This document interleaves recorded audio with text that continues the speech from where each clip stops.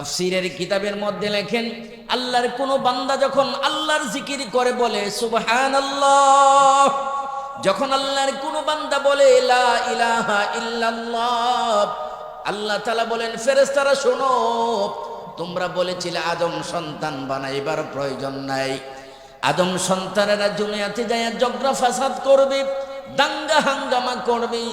দেখুন আমার কতগুলো বান্দা বহু ব্যস্ততার মাঝেও মাহফিলের মধ্যে বসে জিকির করতেছে, আমাকে মহব্বত করে আল্লাহ আল্লাহ বলে ডাকতেছে।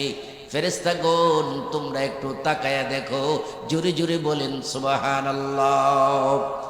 নবীজি বলেন আল্লাহ তাআলা একদম ফেরেশতাদেরকে বলেন, ফেরেশতারা রে তোমরা যাও, যেখানে আমার কথা আলোচনা হয়, যেখানে জিকির করা হয়, সেখানে যায় তোমরা বেষ্টন করো। ফেরেশতাগণ একজনের কাঁধে একজন দাঁড়াইতে দাঁড়াইতে আল্লাহর আরশ পর্যন্ত পৌঁছে যায়। আল্লাহ রাব্বুল আলামিন সব কিছু জানেন, সব কিছু দেখেন। এরপরে বলেন হে ফেরেশতাগণ কোথায় থেকে তোমরা আসলা? ফেরেশতাগণ বলে আল্লাহ ব্রাহ্মণবাড়িয়া জেলা শ্রমিক ঐক্য কল্যাণ ফান্ডের উদ্যোগে আজকে মাহফিলের আয়োজন করা হয়েছে। তোমার কতগুলো বান্দা, তোমার কতগুলো বান্দি বসে বসে তোমার নামের জিকির করতেছে, সেখান থেকে আসলাম। রব্বুল আলামিন সব কিছু জানার পরে বলেন তারা কি চায়, কি চায়? তখন ফেরেশতাগণ বলে আল্লাহ মৃত শ্রমিক ভাইদের রূহের মাগফিরাত কামনা করে। সুবহানাল্লাহ। মৃত শ্রমিক ভাইদের রূহের মাগফিরাত কামনা করতেছি, তাদের জীবনের গুনাহ ক্ষমার জন্য তোমার কাছে দোয়া করতেছি আর চোখের পানি ফেলতেছি। আল্লাহ রাব্বুল আলামিন বলেন তারা কি জান্নাত জাহান্নাম দেখেছে? না, তারা জান্নাত জাহান্নাম দেখে নাই। যদি জাহান্নাম দেখতো তারা কি করত, আর জান্নাত দেখতো তারা কি করত? ফেরেশতাগণ বলবেন আল্লাহ যদি জান্নাত তারা দেখতো, জান্নাতে যাওয়ার জন্য তারা পাগল হয়ে যাইতো। যদি জাহান্নামের কঠিন শাস্তির কথা তারা দেখতো, তাহলে জাহান্নামের কোনো কাজ তারা করত না। আল্লাহ রাব্বুল আলামিন বলেন হে ফেরেশতাগণ তোমরা সাক্ষী থাকো, আমার যেই সকল বান্দা বান্দিগণ জিকিরের হালকায় মাহফিলে বসে গেছি, আমি আল্লাহ এই মুহূর্তে তাদের জীবনের গুনাহগুলো মাফ করে দিলাম। अल्लाह अल्लाह क्या मुबारक नाम है, अल्लाह अल्लाह मोमिनों का काम है।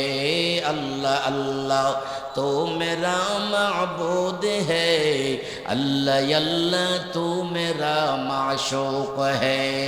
ला इलाहा इल्लल्लाह जुरे ला इलाहा ইল্লাল্লাহ, সবাই লা ইলাহা। হায়রে সাদ্দা দিবে হেসতে বানাইলো, মনের মতন সাজাইলো। হায়রে সাদ্দাদ বেহেশতে বানাইলো, মনের মতন সাজাইলো। এক পাও যখন রাখিল, হায়রে এক পাও যখন রাখিল, মরণের ঘণ্টা বাজিল।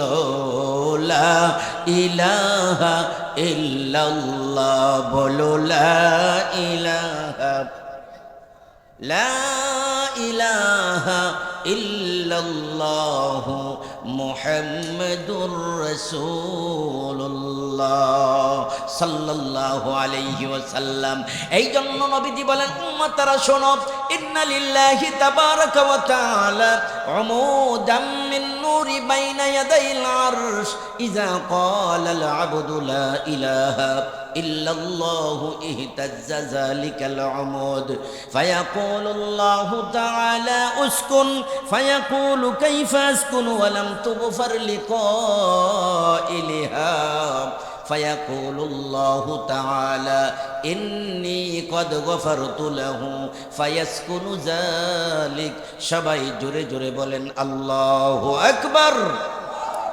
নবীজি বলেন আল্লাহর কোন বান্দা যখন জিকির করতে থাকে, জিকির করতে থাকে লা ইলাহা ইল্লাল্লাহ, আস্তে হোক জোরে হোক, নৌকাতে হোক আর গাড়িতে হোক, আল্লাহর জিকির করতে থাকে, এই জিকিরের আওয়াজ সঙ্গে সঙ্গে আল্লাহর আরশ পর্যন্ত পৌঁছে যায়। জুড়ে জুড়ে বলেন আল্লাহু আকবার। আল্লাহর আরশের সামনে বিশাল বড় একটা নূরের খুঁটি আছে, নূরের পালা আছে। জিকির চলে যতক্ষণ, নূরের খুঁটিটির কম্পন থাকে কতক্ষণ। আল্লাহ রাব্বুল আলামিন বলেন, হে নূরের খুঁটি থামিয়া যাও, থামিয়া যাও। কেন তুমি নড়াচড়া করতেছো? নূরের খুঁটি বলতে থাকে, কাইফা আসকুনু আলাম তুগফার লিকাইলিহা, প্রভু হে কেমন করে থামবো? তোমার কতগুলো বান্দা মাহফিলের মধ্যে বসে বসে ব্রাহ্মণবাড়িয়া জেলা শ্রমিক ঐক্য ফান্ডের পক্ষ থেকে মাহফিলের আয়োজন করা হয়েছে, সেখানে তোমার বান্দারা বসে বসে কালিমা তাইয়্যিবার জিকির করতেছে, এখনো তো তাদের জীবনের গুনাহগুলো মাফ করা হয় নাই। মোট কথা হলো, যতক্ষণ পর্যন্ত জীবিত মৃত লোকদের গুনাহগুলোকে ক্ষমা না করা হবে ততক্ষণ পর্যন্ত আমি থামবো না। তখন রব্বুল আলামিন বলেন, ফায়াকুলুল্লাহু তাআলা ইন্নী কদ গফারতু লাহু, নূরের খুঁটিরি থামিয়া যাও। আমার যেই সকল বান্দা বান্দিগণ যেই কোনো অবস্থায় আমাকে ডাক দেই, আমার জিকির করে, আমি আল্লাহ তাআলা এই মুহূর্তে তাদের জীবনের গুনাহগুলো মাফ করে দিলাম।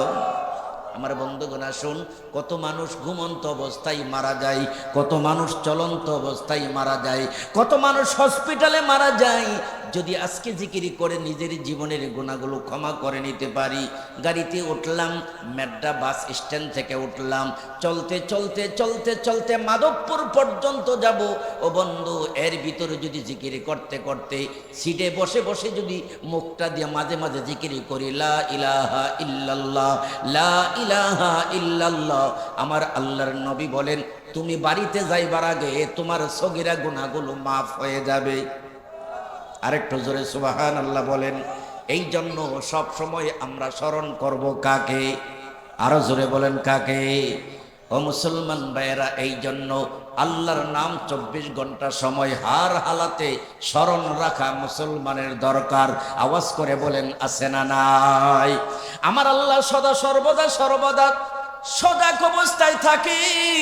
আমার আল্লাহ কোনো সময় ঘুমাই না, কোনো সময় আমাদের মতো ব্যস্ততা থাকে না, সদা সর্বদাই আমার আল্লাহ ফ্রি। জুড়ে বলেন সুবহানাল্লাহ। 1 কোটি নয়, 2 কোটি নয়, মিলিয়ন মিলিয়ন লোক যদি আমার আল্লাহকে একসাথে ডাক দেই, একসাথে আমার আল্লাহ সকলের কথাগুলো শুনতে, বুঝতে, উত্তর দিতে বিন্দু মাত্র কোনো কষ্ট হবে না। জুড়ে জুড়ে বলেন সুবহানাল্লাহ। আমার বন্ধুগণ, এই জন্য আমি আপনাদের সামনে পবিত্র কোরআনুল কারীমের 3য় পারার আয়াতুল কুরসি তিলাওয়াত করেছি। ওই আয়াতুল কুরসির মধ্যে আমার আল্লাহর পরিচয় রয়েছে। হুজুরে বলেন আল্লাহু আকবার। হে আমার ব্রাহ্মণবাড়িয়ার ভাইয়েরা শোনো, মেড্ডা এলাকার মুসলমান ভাইয়েরা শোনো, এমন একটি আয়াত আপনাদের সামনে তিলাওয়াত করেছি যেই আয়াতগুলিকে আয়াতুল কুরসি বলা হয়। নবীজি বলেন, উম্মত, 1 নাম্বার আমল হলো আয়াতুল কুরসি যদি প্রত্যেক দিন 5 ওয়াক্ত নামাজের পরে নিয়মিত তেলাওয়াত করো, 5 ওয়াক্ত ফরজ নামাজের পরে যদি তুমি আয়াতুল কুরসি তেলাওয়াত করো, মৃত্যুর সময় যে মরণের যন্ত্রণা আছে, মরণের যন্ত্রণা থেকে আল্লাহ তাআলা মুক্তির ব্যবস্থা করবেন। সুবহানাল্লাহ জুড়ে বলেন। আমার নবী বলেন, উম্মত, মৃত্যুর সময় এত যন্ত্রণা আরম্ভ হবে, পানির পিপাসা এত লাগবে, সারা পৃথিবীর সাগরের পানিগুলি যদি পান করানো হয়, কিন্তু মৃত্যুর যন্ত্রণা থেকে মুক্তি পাওয়া সম্ভব নয়, পানির পিপাসা মিটবে না। নবীজি বলেন, 5 ওয়াক্ত ফরজ নামাজের পরে আয়াতুল কুরসি পড়ো। আল্লাহু লা ইলাহা ইল্লা হুয়াল হাইয়ুল কাইয়্যুম লা তা'খুযুহু সিনাতুন ওয়ালা নাওম। শুরু থেকে নিয়ে শেষ পর্যন্ত 5 ওয়াক্ত নামাজের পরে বলেন ইনশাআল্লাহ, বলেন ইনশাআল্লাহ আয়াতুল কুরসির আমল করব। বলতে পারেন যে হুজুর নামাজের পর পরে তো ইমাম সাহেব দোয়া করে ফেলে, অসুবিধা নাই। ইমাম সাহেব যখন দোয়া শেষ করে তখন আপনি একা একা আয়াতুল কুরসি তেলাওয়াত করবেন। মৃত্যুর সময় আপনার মৃত্যুর যন্ত্রণা শেষ হয়ে যাবে।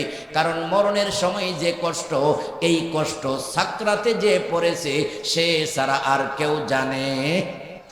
আরো জোরে বলেন জানে। কবরের আযাব এতই কঠিন, সইতে আমি পারিব না। মৃত্যুর যন্ত্রণা এতই কঠিন, সইতে আমি পারিব না। ওগো দয়াময় হে রহিম, চাই যে শুধু তোমার করুণা। কবরের আযাব এতই কঠিন, সইতে আমি পারিব না।